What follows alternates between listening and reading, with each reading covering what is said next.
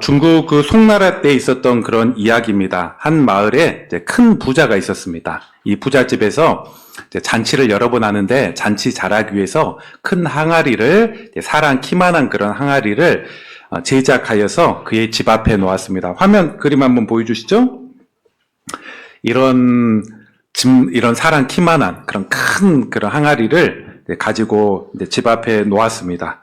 그런데 이제 아이들이 좀 그러잖아. 이런 거 있으면 호기심도 있고 뭔가 신기해가지고 이 안에 뭐가 들어있나 이렇게 하다가 조그만 아이가 이렇게 쭉 보려고 낑낑거리면서 가다가 그만 이 항아리 속에 빠지게 되었습니다. 그런데 이 항아리는 물이 가득 채워져 있는 건 아니지만 어느 정도 좀 물이 어느 정도 있다 보니까는 아이가 뭐 사람 살려 소리 이렇게 지르죠. 엄마 입장에서는 난리가 났습니다. 엄마도 큰 소리를 지르면 내 아이가 빠졌다고, 항아리에 빠졌다고, 그걸 도와주라고 이렇게 하니까 옆에 사람들이 도우러 왔는데 어떤 사람은 어서 뭐 밧줄을 가져오시오 뭐 이렇게 얘기하는 사람도 있고 또 어떤 사람은 밧줄로 이거 되겠습니까? 잘 잡을 수 있겠습니까? 빨리 사다리 가져와야 됩니다. 근데 또 어떤 사람은 지금 주변에 사다리가 어디 있습니까? 이거 가져오려면 또 시간이 걸립니다. 뭐 이렇게 말만 하지 계속 이렇게 시간만 끌고 그런 사이에 아이가 점점 아이 소리도 나지 않고 점점 위험하게 되었습니다. 그런 가운데 쨍 하는 소리와 함께 이 항아리가 깨져 버렸습니다. 이 항아리가 이렇게 깨지고 부서져 버렸습니다. 바로 그때 사마광이라는 한 소년이 이 항아리를 깨어버리고 이 아이를 구해 버린 것입니다. 비록 항아리는 깨졌지만 이 사마광이라는 사람의 신속한 판단으로 인해서 아이는 죽지 않았고 또 이렇게 빨리 이렇게 살아나서 회복될 수 있었습니다. 어떤 사람은 이렇게 생각할 수 있죠. 저 큰 항아리 특별 제작해가지고 저렇게 좋은 항아리 아깝다 이렇게 생각할 수 있는데 이제 이보다 사마광이라는 사람은 이것보다 더 소중한 게 사람의 목숨이고 무엇이 더 중요한지 알았고 둘 중에 선택해야 된다면 사람의 목숨을 선택해 나간 그런 어떤 사마광의 그런 어떤 지혜가 있습니다. 그리고 이후에 사마광이라는 사람은 송나라 시대 때 송나라를 대표하는 뭐 학자가 되고 뭐 책도 썼던 그런 어떤 흔적들도 있는 것도 보게 됩니다. 저는 이 이야기를 듣고 우리에게도 한번 질문을 해볼 수 있겠다. 우리 역시도 정말 중요한 것과 덜 중요한 것을 과연 구분해 나갈 수 있는가? 이런 생각을 해볼 수 있습니다. 그리고 이 두 가지가 있을 때 정말 중요한 것을 얻기 위해서 덜 중요한 것을 한번 포기할 수 있는가 이런 생각들을 해봅니다. 그리고 여러분 역시도 한번 그런 생각을 해보시기 바랍니다. 우리가 오늘 읽었던 마태복음 26장은 우리가 이제 좀 익숙하게 아는 그런 내용이죠. 오늘 또 마지막 찬양의 배경이 되기도 합니다. 한 여인의 향유 붓는 사건. 그리고 아마 한 번 정도 들어봤을 만한 그런 이야기이기도 합니다. 우리가 이 이야기는 좀 들어볼 만한 그런 이야기지만 오늘 우리가 돌아봐야 될 것은 이 사건을 아는 정도가 아니라 본문을 한번 꼼꼼히 살펴보면서 우리도 예수님이 이 사건을 잘 알려주고 있다면 이 사건을 통해서 이 여인을 통해서 참된 제자의 길이 무엇인지 아는 정도가 아니라 이를 본받고 또 우리 삶 가운데 또 적용해 나갈 수 있는 우리 성도들 되시기 바랍니다. 오늘 본문의 사건은 예수님이 십자가에 이제 죽기 예정된 한 주 전에 일어난 그런 사건입니다. 예수님이 예루살렘 성전을 향해서 올라가셨는데 그 정확하게는 오르기 전후 예루살렘 종려주일이 바로 있기 하루 전에 그 직전에 있었던 사건입니다. 예루살렘 바로 옆에 인근에 베단이라는 그런 마을이 있었는데 예수님이 그곳에 시몬이라는 과거에 그 나병 걸렸다가 회복된 그런 사람으로 보이는데 그의 집에서 식사하는 도중에 일어났던 사건입니다. 한 여인이 아주 순전하고 순도가 높은 나드 향유를 가지고 옥합 그 함을 가지고 예수님 앞에 나아온 것입니다. 우리 한번 용어 정리를 해보죠. 우리 다음 화면 한번 보여주시죠. 나드 향유 옥합이라고 하면 무슨 말이에요? 이렇게 잘 모르는데 이제 이게 나드 옥합입니다. 요즘 시대가 좋아져가지고 챗 GPT 통해서 이거 쳐줘 만들어줘 몇 번 하니까 이렇게 좀 만들어주더라고요. 이렇게 해가지고 이제 향유라는 것은 이제 향기 나는 그런 기름 이걸 얘기하죠. 그 기름이 그리고 나드라는 것은 이스라엘에는 나지 않습니다. 북인도산의 최고급 향수 향기 나는 그 기름을 이제 향유의 한 종류이죠. 향유 중에 여러 등급이 있는데 그 중에 최고급, 최고 재료 쓰는 게 인도에서 난 그런 나드 향입니다. 수입했기 때문에 가격도 엄청 세죠. 아껴서 쓰는 것입니다. 그리고 옥합이라는 것은 이 향수나 뭐 그런 것들을 화장품 같은 것을 담기 위해서 석고로 만든 그런 병을 이야기합니다. 바로 이 안에 나드 재료로 만든 향유가 있고 그 앞에 이제 옥합이라는 그 병이 있는 것입니다. 이 병을 가지고 지금 여인이 온 것입니다. 그러더니 예수님의 머리 위에 이 향유를 딱 깨어버려서 이 옥합을 깨어버려서 한 번에 다 부어버리는, 가득 차 있었는데 한 번에 다 부어버리는 그런 일이 일어납니다. 그리고 같은 내용을 이 구절은 마태, 마가, 요한복음에도 다 나와 있는데 요한복음 12장에 보니까 이 여인 누구냐? 바로 나사로, 죽었다가 살아난 나사로의 동생이자 마르다의 동생인 마리아였다 이렇게 설명을 해줍니다. 그리고 뿐만 아니라 이 향유의 가격은 그때 당시 이제 300데나리온, 300데나리온이라는 것은 300일 일했을 때 받을 수 있는 그 일당, 이것들을 이야기하죠. 약 한 사람의 한 1년 가까이 연봉되는 그 값어치가 되는 게 바로 이 데나리온이었다 이렇게 이야기하고 있습니다. 그만큼 높은 그런 값어치, 값어치 그런 내용들을 이 여인이 예수님께 드려나간 것입니다. 그런데 한번 생각해 보십시오. 이 값어치를 한번 생각해 본다면 1년 연봉 이 정도 되겠네 이렇게 생각할 수 있지만 사람이 돈을 모은다는 게 1년 동안 모아서 이것들을 살 수 있는 게 아닙니다. 돈을 보통 모은다면 사람이 뭔가 벌었다면 또 써야죠. 생활비로 쓰면서 우리의 뭐 봉급 중에 뭐 10%, 20%로 이렇게 저축해 나가지고 돈을 모으는 게 일반적입니다. 그렇기 때문에 아무리 아끼고 절약한다고 해도 이 나드 한 향유를 사기 위해서 1년 정도가 아니라 여러 오랜 기간 더 보내야 될 것입니다. 특별히 예수님 시대 때는 여자들이 일할 수 있는 그런 직업이 얼마 있지 않았습니다. 해봤자 뭐 허드렛 일들, 뭐 주방의 그런 일들, 이런 일을 하는 것들이 다인데 아마 마리아 역시도 그런 이제 변변한 안정된 돈 많이 버는 직업보다는 그런 일들로 생활비를 벌였을 것입니다. 물질이 넉넉한 시대도 아니었습니다. 일부 사람을 제외하고는 대부분 하루 벌어 하루 살고 또 가난해서 죽는 그런 어떤 먹을 것이 없어서 죽는 그런 어떤 사람들도 있는 그런 어떤 어려운 시대였습니다. 이런 시대 가운데 이 마리아가 이제 300데나리온의 값어치 되는 것을 가지고 예수님께 부은다는 것은 엄청난 그런 헌신이요. 또 수십 년 걸려서 모은 어쩌면 자신의 그런 삶 가운데 뭐 전 재산 가까이 있는 그 내용을 우리 주님 위해서 드렸다. 이렇게도 봐도 무방할 것입니다.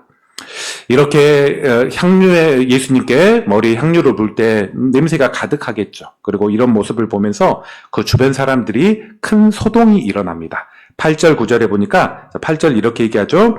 제자들이 특별히 이제 다른 성경 보니까 가룟 유다가 그러있다 이렇게 표현하는데 제자들이 보고 붕괴하였습니다. 많이 화를 내었습니다. 이렇게 그들은 이야기하고 생각합니다. 무슨 의도로 이것을 허비하였느냐. 왜 이렇게 뭔 생각으로 이렇게 허비했느냐 이렇게 생각합니다. 그러면서 차라리 이 비싼 거 1년 연봉치 팔아가지고 가난한 사람에게 돕는 게 훨씬 더 좋았겠다. 밀어나고 이 허비하는 사람 이렇게 생각하고 말했다는 것입니다. 쓸데없는 짓 낭비였다. 이렇게 주변 사람들이 생각했고 심지어 예수님과 함께했던 제자들 역시 그런 식으로 생각해 나갔다는 것입니다.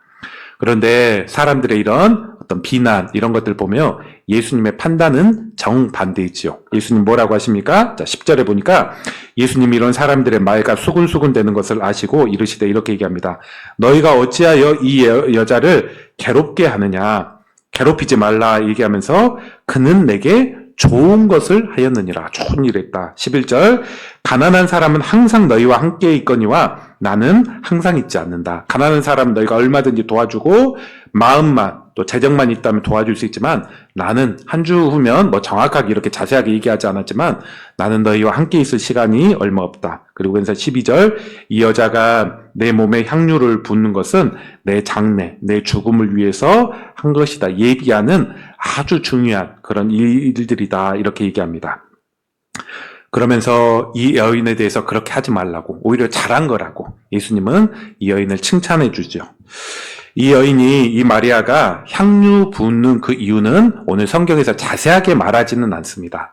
이 여인이 예수님이 말씀했던 것처럼 예수님의 죽으심이 임박했다 이것들을 인지하고 향유를 부었는지, 혹은 그것까지 알지 못하고 당시에 그냥 향유를 붓는 것은 정말 귀한 손님이 올 때 조금 붓다든지 혹은 시체에 조금 뿌린다든지 이런 것들이었는데, 예수님을 너무 귀하기 때문에 죽음하고는 생각하지 않고 그냥 부었는지는 잘 알지는 못하지만, 분명한 한 가지는 이 여인이 예수님을 귀하고 존귀하게 여겼고 그런 마음 가운데 자신의 귀한 것을 드려나가는 그런 통로가 되었던 걸 봅니다. 그리고 이 향유를 통해서 이것은 곧 영적인 의미로 예수님의 죽으심을 귀하게 예비하는 그런 예비적인 그런 사건으로 소개하고, 예수님은 더 나아가서 복음이 전파되는 곳마다 이 여인의 행동, 이 본이 같이 전파될 것이다 이렇게 예언하고, 실제 우리에게도 이렇게 예수님의 예언처럼 이루어진 것을 볼 수가 있습니다. 이제 우리는 이 여인의 헌신과 예수님의 평가를 한번 묵상해 나가면서, 이게 그냥 기록된 게 아니죠. 분명 우리에게 본받으라고 또 주시는 그런 메시지가 있어서 기록되었을 것인데, 우리가 한번 꼭 배워야 될 참된 제자의 모습은 무엇이냐, 한 두 가지 정도의 모습을 우리가 배우고 한번 적용해 보고자 합니다. 첫 번째, 우리가 배워야 될 것은 참된 제자는 자기 이득을 앞세우는 자가 아니라 예수님을 사랑하여서 자신의 소중한 것, 300데나리온이라도 소중한 것을 드릴 수 있는 사람이 참된 제자임을 알려줍니다. 참제자가 누구이냐? 예수님을 사랑해서 계산하지 않고 자기의 소중한 것을 드릴 수 있는 사람, 이 사람이 참된 제자라는 것입니다. 우리가 오늘 본문은 6절부터 13절까지 읽었는데, 이 6절부터 13절 앞뒤 본문에 두 가지 또 사건이 표현됩니다. 1절부터 5절 한번 눈으로만 한번 쓱 한번 보십시오. 1절부터 5절까지는 어떤 내용이 소개됐냐? 당시 종교 지도자들이 예수님을 죽이려고 했던 그 내용이 소개가 됐죠. 그들은 이제 당시의 최고 종교 지도자였습니다. 최고 대제사장이었고 장로였고 종교의 영향력을 행사하는 그런 사람이었습니다. 그런데 그들은 그들의 그런 종교적인 영향력을 통해서 자기의 권력, 부 이런 것들을 얻는, 앞세우는 그런 자들이었습니다. 그러면서 예수님이 여러 차례 말씀하셨죠. 특별히 예루살렘 올라와서는 그들의 위선, 가식, 그리고 하나님을 사랑하기보다는 그런 마음은 다 식어버린 채 어떤 성전에서 이권에 참여해서 자기가 이득을 얻는 그런 어떤 모습들을 지적하시고, 강도와 같은 이들이다. 하나님의 집 성전을 강도, 장사치들의 소굴로 만들어버린 그런 주체자들이다. 이렇게 예수님께서 비판하신 적도 있습니다. 예수님의 그런 어떤 행보와 또 많은 사람들이 예수님을 따를 때 자기의 위치가 더욱더 위축되죠. 그리고 분명 자기의 영향권 아래 있어야 되는데 예수님은 그러하지 못하였습니다. 이런 가운데 이 종교 지도자들은 예수님을 죽여서 거짓 증언, 모함으로 예수님을 재판에 넘겨서 죽이려고 하였습니다. 그런데 문제는 그렇게 만약에 해버리면 반란이 일어날 수 있겠다, 이런 생각을 가졌습니다. 특별히 지금 6월절이 거의 임박했기 때문에 6월절이라는 날은 예루살렘뿐만 아니라 바깥에 있는 사람들이 많이 모였던, 예루살렘으로 모이죠. 잘못 예수 건드렸다가는 밀란, 소요가 일어나겠다, 우리가 걷잡을 수 없겠다 이렇게 생각해서 이제 포기해버렸습니다. 다만 예수님을 꼭 죽여야 되겠다 이렇게 작전 모의를 하는 그런 어떤 내용이 앞 구절에 등장합니다. 그리고 향유 붓는 사건 다음으로 14절부터 16절까지 보면 쓱 여러분이 또 한번 보십시오. 또 다른 사건 하나가 나타났는데, 바로 12명의 제자 중에 한 명이었던 가룟 유다가 예수님을 팔아 넘기려는, 그래서 돈을 얻으려는 그런 내용이 나옵니다. 종교 지도자들이 이 6월절 기간에 하지 말자 이렇게 포기를 했는데 다시 불을 붙인 사람이 있었으니 가룟 유다입니다. 가룟 유다가 이 종교 지도자들, 대제사장들에게 가서 내가 예수님을 사람 없는 데서 넘겨줄 거니까 너희가 알아서 하도록, 처치하도록 넘겨줄 거니까 나에게 얼마를 줄 수 있겠느냐 하면서 그들은 은 30을 줍니다. 은 30이라는 것은 당시 노예 한 명값, 한 4-5달 벌어서 이렇게 얻을 수 있는, 벌어야 되는 노예 한 명 사람값, 이것인데 이 사람은 예수님 넘겨줄 때 노예 한 명값으로 이 가룟 유다에 약속하고 그렇게 예수님을 넘겨받고 가룟 유다는 팔려고 합니다. 한번 이 대상을 한번 가만히 한번 생각해 보십시오. 두 대상을. 종교 지도자들은 당시 최고의 영적인 권위를 갖고 있는 사람으로 또 하나님의 통로가 돼야 될 사람들입니다. 가장 순종하고 말하고 가르치는 대로 따라야 되는 그런 사람입니다. 오늘날로 말하면 목사님 비슷한 그런 사람이죠. 그리고 그냥 평범한 그런 교회 목사님, 작은 교회 목사님이 아니라 한국에서 가장 영향력 있는 그런 교계 지도자 중에 한 명, 그런 그런 사람일 것입니다. 하지만 그들은 어떤 삶을 살고 있습니까? 자신의 이득을 위해서, 이득을 앞세우고 있고, 자신의 어떤 권력, 영향력을 위해서는 무슨 일이라도, 사람이라도 죽일 수 있는 그 내용이 맞냐 틀리냐 이거 상관없이 거짓 모함으로 자기 이득을 챙겨 나가려고 해나간 사람들이 바로 당시 종교 지도자들이었다는 것입니다. 가룟 유다 역시 생각해 보십시오. 예수님과 3년 가까이 함께 지내며 많은 것을 보냈습니다. 우리식으로 본다면 가장 좋은 신학교 다니고 혹은 외국에 유학까지 가가지고 그랬던 사람이라고 또 할 수 있고, 가장 유명한 어떤 지도자 밑에서 사사를 받고 나는 누구의 제자입니다. 누구 밑에서 배웠던 뛰어난 제자 훈련 받았던 사람입니다. 이렇게 생각이 되고 자기 어떤 타이틀, 어떤 자격증, 제자 훈련 자격증 가지고 있는 그런 사람이라고도 할 수 있습니다. 그런데 이런 두 사람은 자기 이득을 앞세우고 외적인 평판 타이틀은 다를 수 있지만은 돈의 유혹 가운데 넘어져 버리고 자기 이득을 앞세우는 그런 사람이었습니다. 그에 비해 여인은 지금 어떻습니까? 여인은 분명 예수님과 과거에도 교류가 있었죠. 분명 그의 집에 와서 식사한 적도 있고 또 가르친 적도 있고 자기 오빠도 죽었는데 다시 살려주는 그러면서 또 예수님을 더욱더 가까이 하고 사랑했던 그런 어떤 여인이었습니다. 이런 어떤 마음 가운데 자기가 어쩌면 평생 모은 재산이라고 할 수 있는 그런 것들을 가지고 예수님 발 앞에 부어버린 것입니다. 그것도 단번에 여러 차례 몇 차례 나눈 게 아니라 한 번에 다 부어버린 것입니다. 보통 사람이 그럴 수 있죠. 내가 이렇게 있어서 벌었던 돈, 어떻게 본 돈인데 이렇게 하면 사람이 그것을 좀 아끼려고 하고 좀 잘 안 내놓으려고 합니다. 그리고 또 사람의 마음이 300데나리온 모으면 우리가 어떻게 하나요? 그 다음에는 500 모아야지, 1000 모아야지 이렇게 좀 살아가려는 게 사람의 그런 마음입니다. 그런데 이 여인은 그런 마음도 없습니다. 그냥 예수님 내가 사랑하고 분명 지금 예루살렘 오셔서 뭔가 심상치 않는 분위기가 있긴 한데 내가 그 사랑하는 마음을 내가 주님 앞에 또 가장 귀한 손님이 왔을 때 최고의 영접을 내가 해야 되겠다. 그런 마음으로 이 향유옥합을 깨버린 것입니다. 우리가 한번 돌아봐야 될 것입니다.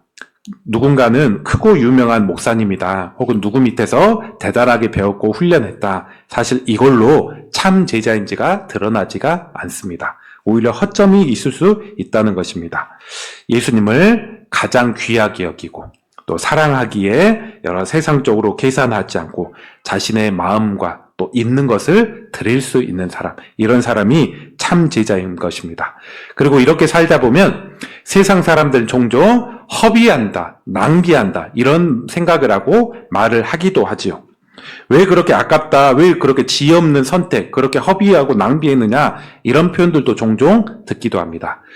제가 과거에 좀 인상 깊었던 그런 일이어가지고 부교육자로 서울에서 사역할 때 서울의 서쪽인 개봉동에서 사역할 때가 있었습니다. 사역할 때가 있었는데 거기에 한 권사님이 이제 서울의 동쪽 끝인 명일동에서 좀 사셨는데 집에서 딱 나와서 교회까지 도착하려면 한 1시간 반 이상이 됐습니다. 1시간 한 40분 정도, 2시간 가까이 이렇게 됐습니다. 오고 가고 하면 3시간이 넘고 이렇게 3시간 반 가까이 되는 그런 시간입니다.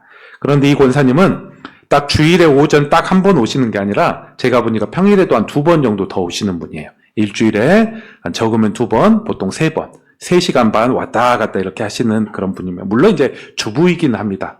직업을 갖고 있는 분은 아니고 그런 분이기도 합니다.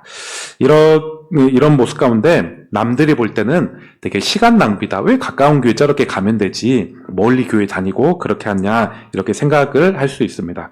그리고 담임 목사님께서도 너무 멀어가지고 과거에 권사님 뭐니까 그냥 가까운 교회 찾아. 그냥 옆에 있는 그런 교회 가. 이렇게 얘기했는데 그럼에도 불구하고 끝까지 저 있을 때까지도 한 20년 이상 그 교회에 좀 출석하셨습니다. 그런데 그 권사님이 어떤 일이 있어서 제가 좀 멀지 않아요? 힘들지 않아요? 그렇게 얘기할 때 제게 좀 그런 얘기를 했습니다. 멀기는 한데 그게 제가 교회를 사랑하고 또 주님을 사랑하는 마음입니다. 그리고 제가 올 때 1시간 이상 지하철 타서 그때 꼭 기도합니다. 기도하는 시간입니다. 쭉 제 기도 제목하고 또 성도들 요람들 보면서 그 1시간 이상을 기도해서 그런 규칙이 생겨서 그렇게 좀 기도 시간으로 생각하다 보니까는 갈 때 그렇게 하고 올 때 좀 쉬어서 그렇게 하다 보면 3시간 금방 갑니다. 그런 얘기 하는 것을 보았습니다. 세상적으로 보면 허비인데 그분에게는 주님과 교회를 사랑하는 마음이고 또 효과적으로 일을 보내는 그런 것들이 있습니다. 우리도 어쩌면 보면 어떤 이들은 멀리 한 번을 위해서 차를 2시간, 3시간을 타고 잠깐 교회에서 예배 드렸다가 또 어디 가는, 인간적으로 보면 이게 되게 허비 같죠. 그냥 가까운 교회 한 번 예배 드리면 되지 이렇게 생각할 수 있는데 또 주님과 교회를 사랑하는 마음으로 그렇게 사는 성도들이 있습니다. 제가 대학교 때 이야기입니다. 이제 시험 기간인데 이제 내일 그 시험이 한 3과목, 많으면 4과목 이렇게 있기도 하였습니다. 그런데 제가 다녔던 교회에 계속 이제 주중에도 모임, 배우는 모임도 있고, 기도회도 있고, 수요 예배도 그때 참석했기 때문에 이렇게 참석했는데, 시험 기간에도 그렇게 모임에 갔습니다. 양육 모임 기도회. 학교에서 같이 공부했던 친구들은 그렇게 얘기하죠. 야, 너 교회에 그 주만 좀 빠지면 2-3시간, 오고 가는 시간 아끼면서 그렇게 공부할 건데 왜 시간 낭비하냐, 허비하냐, 그렇게 이야기했습니다. 그때 저는 미리 공부하고, 혹 내가 공부 시간이 부족하면 날 새도록 한번 공부한 데까지 공부했다가 이렇게 한다. 그런 마음으로 시험 기간 좀 바쁘다고 해서 빠지지는 않았던 것 같습니다. 그게 제 당시에 주님을 향한 제 마음이었고 시간적인 그 헌신이기도 하였습니다. 오늘날도 돌아보면 직장인 중에도 할 일 많은 직장인들, 잠도 부족함에도 불구하고 30분 1시간씩 경건의 시간을 갖고 또 더욱더 애써 나가려는 그런 모습들. 믿지 않는 사람들이 보면 좀 저런 날 쉬지, 새벽 예배 가지 않고 또 조금 더 자기 할 것들 하고 좀 쉬지 이렇게 생각하는데 어떤 식으로든지 또 하나님과의 그런 교제하는 시간들을 그래도 일정 시간 가져나가려고 하는 것들. 세상적으로 보면 허비처럼 보이지만 우리 주님께서는 그렇게 말씀하십니다. 오늘 10절에 보니까 이 여인을 괴롭게 하지 말라. 이 여인은 내게 좋은 것을 하였느니라 표현합니다. 좋은 것이라고, 바른 선택이라고 이렇게 말씀하시는 것입니다. 여러분 가운데 분명 이 땅을 살아가면서 또 여러 가지 다급한 일도 있고 또 재정적으로 시간적으로 여유 없는 그런 것들도 있습니다. 그러나 이렇게 또 주님을 사랑함으로 또 그렇게 함께 나가는 것은 결코 허비가 아닐 줄 믿습니다. 여러분 이제 교회를 시작하면서 우리가 이전보다는 또 헌금에 대한 또 시간에 대한 또 이런 것들로 또 많이 지금까지 그렇게 도와주었던 그런 분들도 있을 것입니다. 이런 마음이 오늘 예수님 얘기했던 것처럼 복음이 전파되는 곳마다 예수님 기억하고 또 하나님이 기억될 거룩한 그런 헌신이라 믿습니다. 반면에 우리가 주님을 사랑하는 마음이 식어져 나가면 머릿속으로 계산만 해버리다가 시간만 훌쩍 지나가 버린 그런 것들이 많이 있습니다. 저는 마리아가 300데나리온 이렇게 들여서 이후에 내가 왜 그런 선택을 했을까 후회해 나가면서 되게 경제적으로 아주 되게 빈곤하고 어렵게 그렇게 살았을 거라고는 생각하지 않습니다. 하나님께서 기뻐하신 자들 가운데 또 삶과 신앙의 유익을 주시고 또 하나님은 풍성한 분이기 때문에 또 풍성한 살아갈 수 있는 그런 여건을 허락하여 주시고 또 은혜 안으로 이끌어 주었다고 생각합니다. 오늘 한번 말씀을 한번 돌아보면서 참된 제자들은 자기의 세상적인 계산 가운데 뭔가 자기의 이득을 앞세워서 사는 그런 자가 아닙니다. 우리가 사랑하면 계산하지 않잖아요. 또 사랑하면 희생해 나가잖아요. 우리 주님을 향해서 사랑하기 때문에 그러한 마음, 또 필요한 어떤 헌신이 필요할 때는 그런 어떤 삶들을 행해 나가는 것입니다. 여러분의 삶 가운데서도 이런 흔적들이 나타나고 또 과거화했던 흔적들이 주님께, 하나님께 복음이 전파된 가운데 귀하게 또 들려져 나가는 그런 헌신이 되기를 축복합니다. 두 번째, 한 가지 더 보기 원하는 것은 두 번째 보여주는 교훈은 참된 제자는 예수님의 죽으심을 기념하고 전파하는 사람이 참된 제자임을 오늘 말씀 가운데 우리는 또 기억할 수 있어야 될 것입니다. 자, 예수님은 이 여인의 헌신을 이렇게 평가하십니다. 이 여인은 나의 죽음을 예비하신 것이라 이렇게 얘기합니다.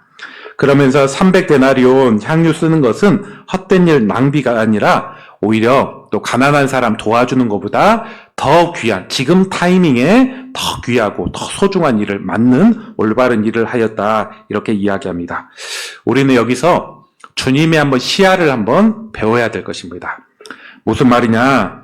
이제 주님은 이렇게 얘기합니다. 주님과 연관돼서 주님의 죽으심을 기억하고 우리에게 적용해 보면 기념하고 주님의 죽으심을 전파하는 것은 작게 여겨서는 안 된다는 것입니다.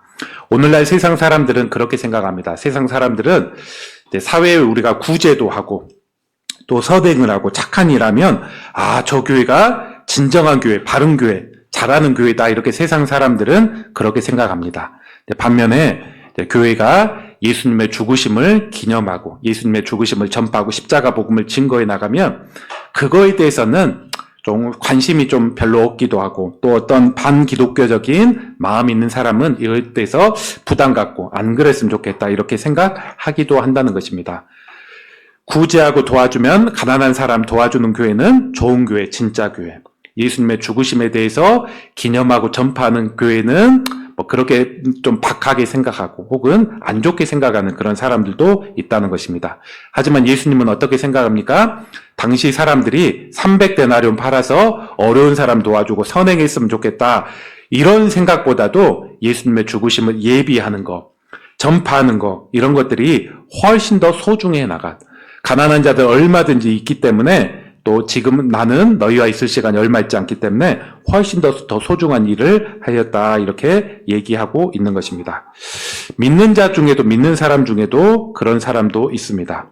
분명 구제하고 돕고 하는 것들은 우리 교회 잘하고 있다 하면서 자기도 참여해 나가지만은 복음 전하고 예수님의 십자가의 복음을 우리가 기념하고 증거해 나간 자리는 소극적이고 그런 자리에는 그런 빠지는 적극적이지 않은 그런 사람들도 있기도 합니다. 그런데 오늘 예수님의 어떤 표현해 보면 그런 자세가 온당하지 않다는 것입니다.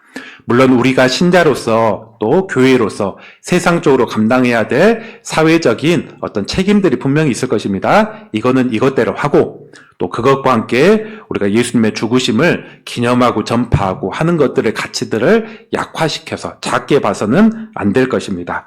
세상 모든 사람들이 그렇게 하지 않는다고 할지라도 우리는 예수님의 시야를 우리는 가질 수 있는 것입니다. 이 복음 전하는 것은 가난한 사람 우리가 얼마든지 때가 된 마음만 있으면 돕기도 하고 신잡을 신자할 것 없이 다 도울 수 있지만 복음을 또 예수님의 죽으심을 기억하고 전해 나가는 것은 오직 교회만이 오직 신자만이 해나갈 수 있는 그런 일인 것입니다. 이런 관점에서 보면 우리가 오늘 성찬을 행하는 것은 주님의 죽으심을 기억하고 기념하는 그런 행동입니다. 우리가 지금 밖에서 산불 헌금도 하고 밖에서 사회에서 좋은 일 하는 것도 분명 의미가 있지만 오늘 예수님의 어떤 죽기 한 주 전의 그런 삶을 바라보면서 성찬을 행하는 것은 세상적으로 우리가 어떤 선행을 하는 것보다 어쩌면 훨씬 더 의미 있고 귀한 그런 일입니다. 그리고 우리가 부활절 전후로 해서 우리 교회도 알리기도 하고 예수님 부활 전하고 한 두어 달 이상 조금 더 우리가 전도에 깨어있는 삶을 살아가려는 그런 캠페인 삶을 살아갈 것입니다. 이거 역시도 우리가 사회적으로 해야 될 책임들이 있지만 그거와 더불어 정말 귀한 그런 일입니다. 제가 이번 주 그런 한번 생각을 한번 해보았습니다. 제가 이제 전도지 다 나온 거 여러분 보셨나요? 교회 전도지? 안 보신 분 한번 보시고 잘 만들었죠? 좀 제가 다 나오니까 좀 아쉬운 부분도 있긴 하지만 전도지도 만들고 이것저것 좀 준비하는 그런 것들도 하고 그러면서 제가 전도위에서 기도하면서 하나님 상황과 환경 주시면 지금이라도 좀 시도해 보겠습니다 하면서 이번 주 살아가면서 저 정수기가 자꾸 소리가 나가지고 AS를 한번 신청했습니다. 한 번 보면 제가 그런 얘기 안 할 것 같은데 세 번째 얼굴을 봐가지고 미안하다고 하면서 어느 정도 고친 다음에 그분에게 이제 차 한 잔 좀 주면서 예전에 그냥 차만 주고 보냈을 건데 차 한 잔 주면서 제가 이제 개척교회 시작한 목사인데 혹시 교회 어디 다닌 적 있냐고 하니까 대학교 때까지는 다녔습니다. 그리고 하나님이 계신 거는 제가 믿기 때문에 어려운 일 있을 때 마음속으로 기도합니다. 어디 교회 다녔어요? 하니까 저기 중흥동에 있는 중흥교회 다녔다고. 그 교회 목사님도 뭐 잘 알지는 못하지만 저희 같은 교단이어서 압니다. 뭐 하면서 뭐 자녀도 낳고 결혼도 하고 한 30대 초반이더라고요. 애들 있는데 하나님 믿는 거 확실하다면 아이들도 다 하나님 믿고 하나님 백성 되고 천국 가야 되지 않겠냐고. 그리고 이렇게 살면 스스로 얘기하듯이 저는 지옥 갈 것 같아요. 이렇게 생각해 나간다면 또 신앙 회복되시라고 하면서 뭐 복음에 대해서 길게는 못했지만 제가 한번 기도하고 싶다고 해가지고 앉으라고 해가지고 복음 기도. 예수님이 이 사람 위해서 죽으시고 부활하셨는데 또 이 친구가 또 그것들을 어느 정도 인지했는데 그 복음에 반응하고 온 가족들이 예수님 믿고 참된 구원 안에 들게 해주십시오. 이렇게 좀 기도하였습니다. 그렇게 나갈 때 제 안에 좀 영적인 뭔가 힘이 느껴진다. 하나님이 함께 하시는 흔적이 느껴진다. 그리고 아무튼 제가 여러 가지로 전도지 만들면서 도와줬던 인쇄하셨던 사장님도 전에 교회에서 알았던 분인데 이분도 교회 다녔다가 안 다니세요. 좀 권하기도 하고 또 어떤 제가 우리 교회 좀 세워주는데 도움 줬던 분이 크게 아프다고 해가지고 또 그분 위해서 좀 기도하면서 더 좀 전도해야 되겠다 그런 마음도 여러 가지로 들었습니다. 제가 한번 이렇게 뭐 정수기 사람에게 복음도 전하고 또 때로는 아침에 공원에서 또 있는 아줌마들에게 물도 주고 이렇게 해 나간다면 그들이 어떻게 생각할까 한번 생각을 해봤습니다. 그러면서 생각이 나간다면 제가 이 교회 새롭게 시작한 목사입니다. 그렇게 얘기하고 한다면 좀 새롭게 개척교회하는 목사님이니까 교회도 알리고 복음도 전하고 예수님 전하려고 하구나 그렇게 어느 정도 생각하고 그럴 거라 생각합니다. 저 사람 왜 이렇게 요란해? 그렇게 생각하기보다는 목사니까 자기 할 일 하는구나.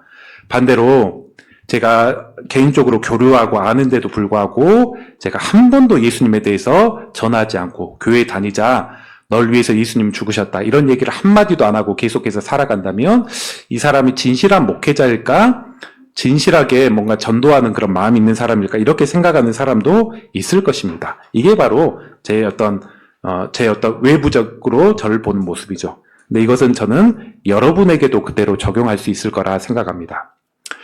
여러분이 그리스도인으로서 복음을 증가하고 예수님에 대해서 전해 나간다면, 여러분의 모습을 전해 나간다면, 그리스도인은 저렇게 사는 모습이지. 저렇게 자기만 예수님 알고 천국 가고 구원의 은혜를 아는 사람이 아니라 우리가 또 신사적으로 예의가 있게 또 예수님을 전하려고 하고 또 가르쳐주는 말과 행동으로 전하려고 하는 그런 사람이지. 이런 어떤 인식들을 여러분 삶 가운데도 줄 수 있어야 된다는 것입니다. 그러면서 여러분이 살아가면서 그리스도는 이렇게 항상 예수 하며 사는 사람은 아니지만 또 그런 상황, 전할 수 있는 사람 가운데 복음을 전하고 목회자가 당연히 그러하듯이 우리 그리스도인은 예수님의 중요한 명령에 따라서 예수님을 죽으심을 기념하고 전하는 사람입니다. 그런 어떤 인식이 필요할 거라 생각합니다. 그리고 기도하면서 성령께서 주시는 담대함, 또 변화된 세상 가운데 우리가 더 유연한 방법으로 접근해 나갈 수 있는 지혜,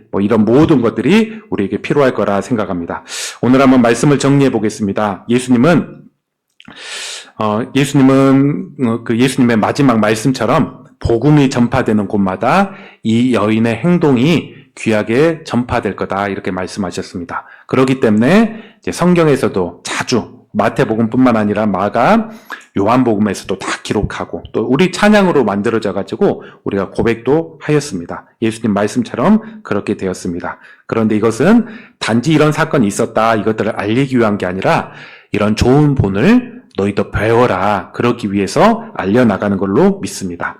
우리 역시도 복음이 전파된 곳마다 알려진다면 우리가 복음을 받아들인 그런 사람이라고 한다면 우리 역시도 우리가 분명 우리 삶 가운데 분투해야 되지만 때로는 예수님을 가장 소중히 여겨가기 때문에 우리의 소중한 그런 향유 옥합도 드릴 수 있는 믿음과 또 실제로 그런 행동들도 필요하리라 믿습니다. 주님의 죽으심을 사회적인 구제와 도움 이런 것도 소중해 나가지만 주님의 죽으심을 기억할 수도 있고 전하시는 그런 삶이 되시기 바랍니다. 이 한 주간 고난주일 이런 것들을 특별히 해야 되는 그런 한 주간인데 여러분 각자의 그런 삶 가운데 또 믿음의 순종의 발걸음을 하는 우리 성도 되시기를 주의 이름으로 축원합니다.